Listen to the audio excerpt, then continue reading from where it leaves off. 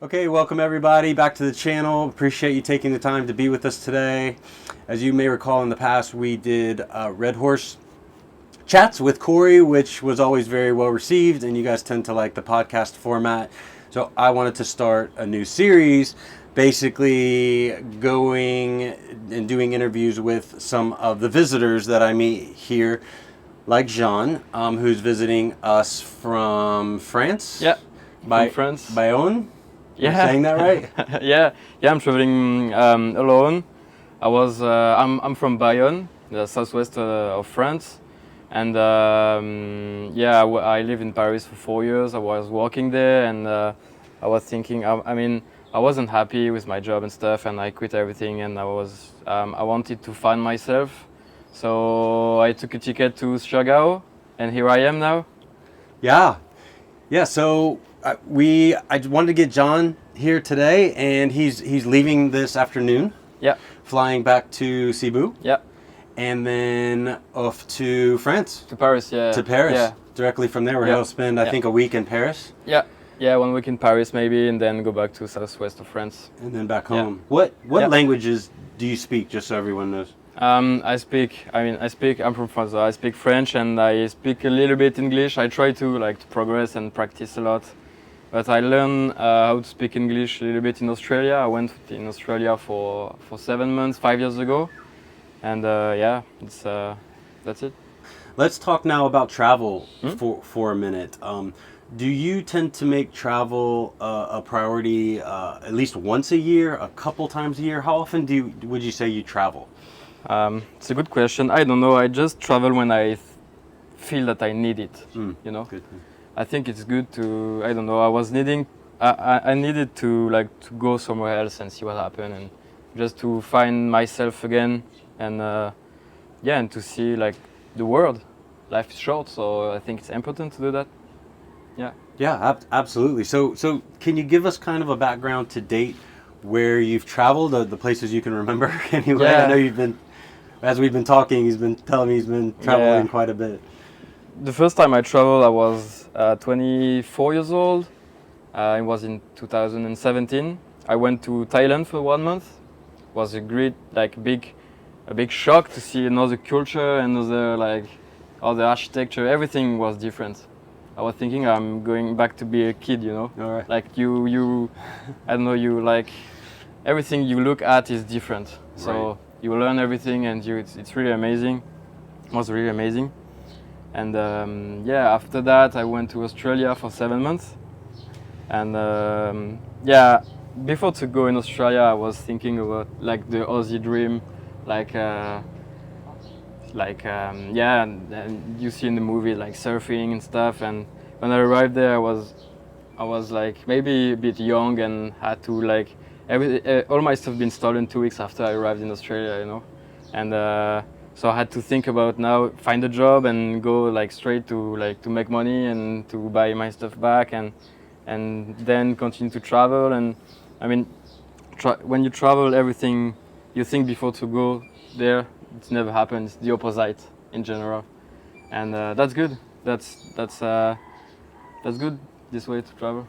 Yeah. And after that, I went to Indonesia in Bali for 2 weeks before to go back to France, and yeah, it was amazing.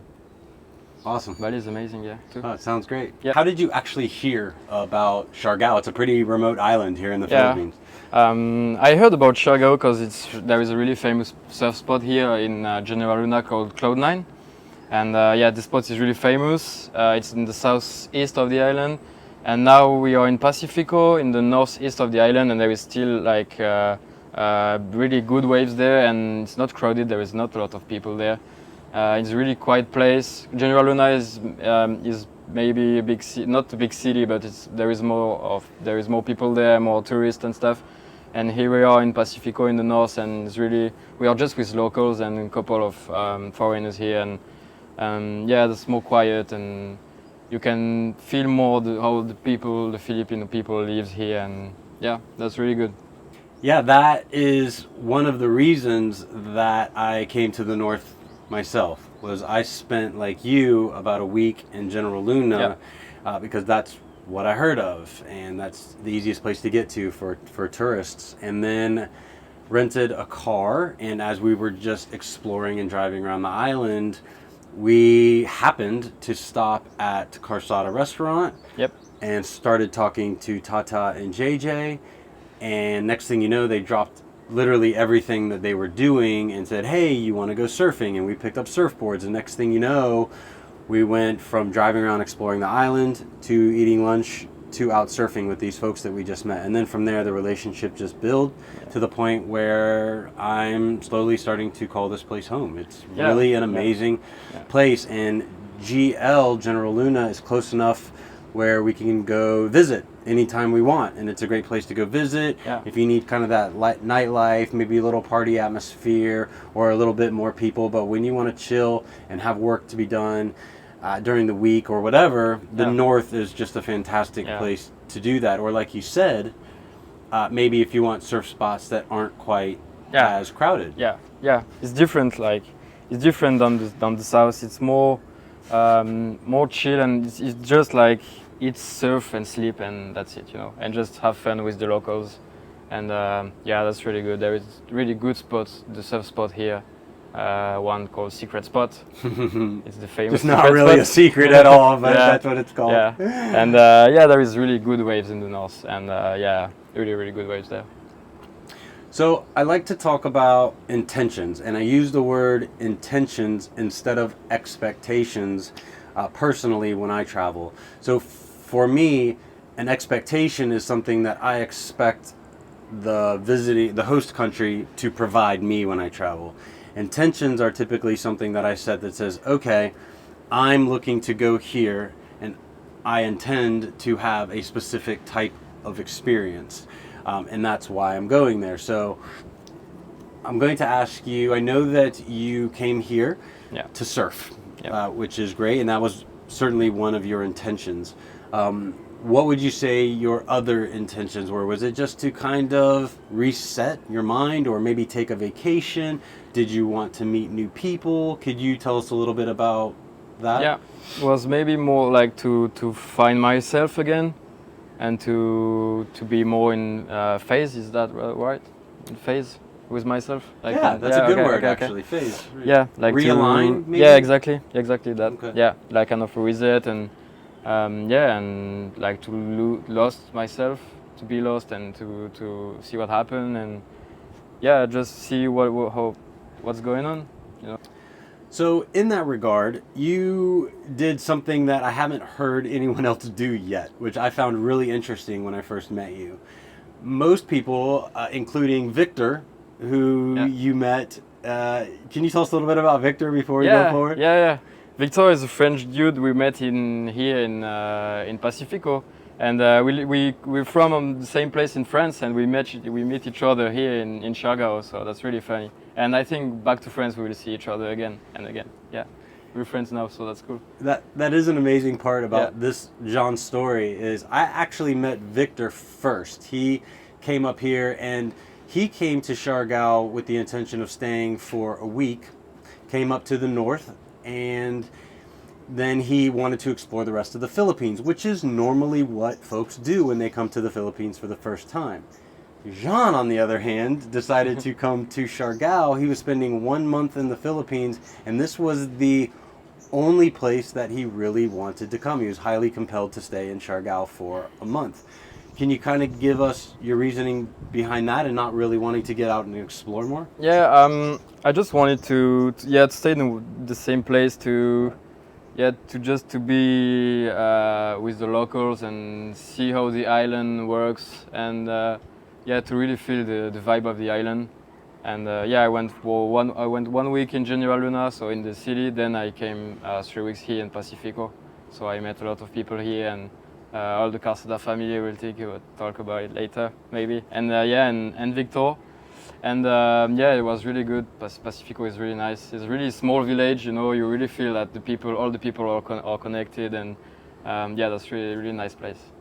Okay, we had to do a little set change because the sun was beating directly on us, as you may be able to tell by the massive amounts of sweat that I have in the GoPro, the camera, Yeah. actually kept overheating. That's probably the third or fourth time that it overheated. So we just decided to move it inside here for the remainder of our talk. I guess you'd say. So would you say that your time here kind of met the intentions that you set for yourself Yeah.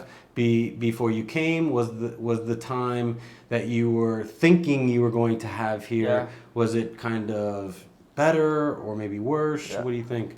I think it was much better than what I was thinking about, and I just wanted to meet people, and I really wanted to. I mean, my first goal was to surf, then stay with the locals, and yeah, we met the Carsada family, so we were in their life all the time, and it was really good and much better than I was thinking before to travel. So that was really good on the human plan and on the nature and the surf and everything was much better than what I was thinking about. And can you tell us a little bit about the surfing, maybe what level you were on when you first Yeah. got here and where you're at now? Yeah, I was beginner. I had an instructor, Wemar, which is in his place now. Hi, Wemar. And yeah, I mean, I surfed a little bit in France, but I didn't go. I lived in Paris and Bordeaux and everything. I couldn't surf, so I had to surf again. And here it was really good to go back to surf because of the weather is amazing. The water is so hot, and the nature is amazing. Like when you are in the water, you see like fish in the water, and the waves are just amazing. And there is not a lot of people, so it's good to go surfing again. That was really amazing, yeah. And the waves are really good, yeah. And if you want, there is every level waves here. So there is really small waves and really big waves, and there is everything you need to surf here. Yeah. Yeah, absolutely. So as we talked about before, General Luna is kind of the mecca where everybody goes, and directly to Cloud9 or even Crowd9, as some folks call it. And they've got a couple different breaks there, Jacking Horse, or you can even catch Pemboat and head out to Big Rock and some other different places. But up here in the north, people just haven't started to come up here yet. So it's still very much a hidden gem, but we have 6 or 7 different surf spots up here that at least one is doing well on any given day. So while Big Wish may not be good, Tangbo may be good. While Tangbo may not be good, Bamboo may be good. It just depends on which way the wind's blowing and which way the swell is working. So there's always a lot of options up here, from beginner to advanced, and with little to no crowds. Yeah, so that's really good. That's awesome. So if you really want to learn how to surf, or if you want to advance, progress, or just enjoy some fantastic surf, come to Siargao Island in general. Check out General Luna, but don't forget to check out the breaks up north as well. So it's good to know that that was one of your favorite parts of the trip. Could you give us some insight as to maybe some other things that are really stand out for you as far as what your favorites were? I mean, I think it's just simple things. I love to take my motorbike and drive on the roads because it's really beautiful, and you really feel the freedom on your motorbike, and you just go around the island and you see landscapes, and that's really, really beautiful. The people I met here, big up to the Carsada family with JJ, Tata, Nana, Mayan, and all the people there. And yeah, I will miss you guys. Or you will miss me, I don't know. We'll cut that. We will miss each other.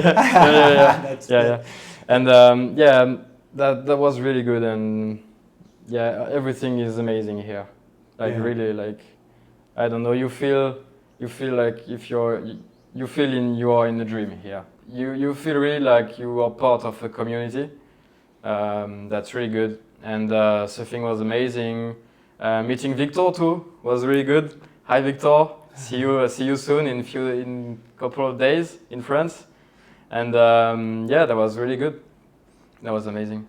Nice. And how about challenges? As much as that we would like to think that travel is 100% great, and I'll tell you, and I would like to get into this a little bit later on some other videos. I wanted to live in a remote tropical paradise for the longest time, and I thought it would be all all good and roses and everything would be great. But the truth is there's some challenges to living in a remote tropical island.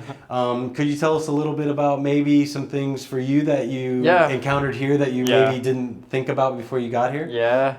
We're here we are in like 2 February, no, the 6th of February, and it's still the rainy season. So it's been raining a lot all January and February, but that's okay. I mean, it's not raining all the time every day. I think it was like maybe 50% of the trip raining, but it's a different trip and it's alright because everybody lives with that, and everybody, if you just bring a raincoat and that's okay. The weather is the temperature is hot, so it doesn't matter a lot. And and the rain and the ballot. It's an egg, and it's a duck egg. Chicken? Yeah, Maya told me that. It's a duck egg. Yeah, I think it's a duck. Oh, okay, so it's not duck chicken. Egg. Okay. Yeah. And it's I'd say that it's a whole egg, so there is a little bird inside, but almost. I mean, it's just after the egg and before the chicken or the duck. So yeah, there is a little bird inside, and Filipino people used to eat that like that. And so if you want to talk about it. Yeah, so Balut's yesterday. Interesting because the Filipinos historically don't waste much, especially here on the island. And so Balut is simply the part of the egg, the time frame of the egg where the yolk inside actually turns to the animal. But it's not late enough where it actually starts to hatch. So there's a time frame there. And they eat the egg during that time frame. So when you open it up, there's a little critter in there and you eat it. And that is an interesting thing. So he and I tried that both for our first time last night, and I would agree with you. That was a challenge. That was a big challenge. Yeah, and I know in the comment section we're going to get a lot of, it's just Balut, it's not that big of a deal. And usually that's coming from the Filipinos. But for foreigners that just aren't used to eating egg or chicken, we eat egg when it's in egg form, or we eat chicken when it's in chicken form. But the Balut form is very, very, very new to us. So that was challenging. Yeah. So kind of to start summarizing things, for anyone looking to visit the island in the future, knowing what you know now, what do you think is kind of the best piece of advice that you could offer to them, whether it's either getting here, spending time here, or spending time with people here? What do you think would help people the most? Yeah. I think depends what you want to do on the island. I think if you want just to have fun and party and stuff, it's cool to stay in GL, General Luna. There is a lot of restaurant there and party and you can still serve there. That's okay. But if you want to be really in the life of the people of the island, I think it's better to go to the north. It's more quiet. It's more wild. It's really, really nice place. And the people are just simple, and there is not a lot of foreigners, so you're still in the Filipinos people's life, and that's really good. That's true. That's true. And the foreigners that come to the north, I find that I have more in common with them because it takes a certain kind of person to venture out of that really kind of crowded party area and come to a place that isn't so quiet or that isn't so happening, if you will, and spend time here. So I find that those people are typically really easy to get along with, the same way that the day I met you in the restaurant, we've been hanging out ever since. Which is, and Victor as well. So there's just a lot of what I like to call kindred spirits that come to the north, and it's very easy to get along with folks up here. Yeah, that's true. There's a lot of good people here in the north. Well, I can't thank you enough for taking the time out. I know you still have to pack. I'm convinced that he's not ready to leave yet. His flight leaves in a couple of hours, and my man has not packed a thing. But given that, we have a song around here that goes, cancel flight, Cancel flight.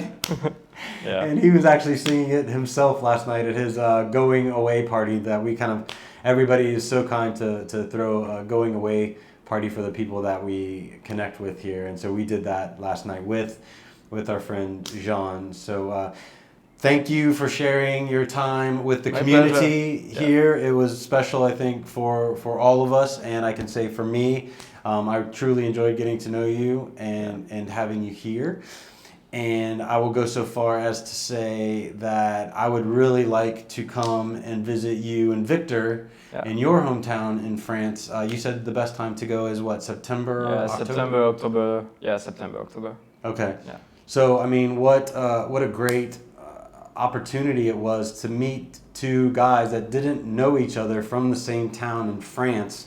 And that is truly one of the things I love about being here is that folks like Jean and Victor pass through all the time, and I have a chance to sit down and get to know them and make friends from all over the world, and that's truly a blessing being here.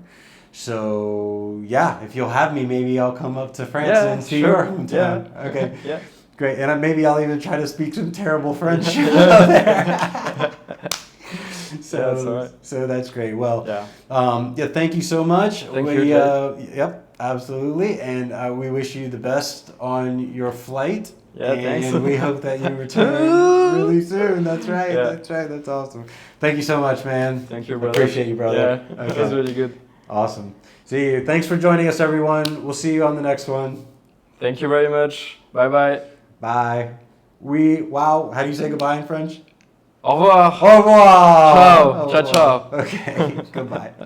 I wanted to do a special thanks to Anna and Weimar's place, which is served by I. It's the beautiful house here, and thank you for everything, guys.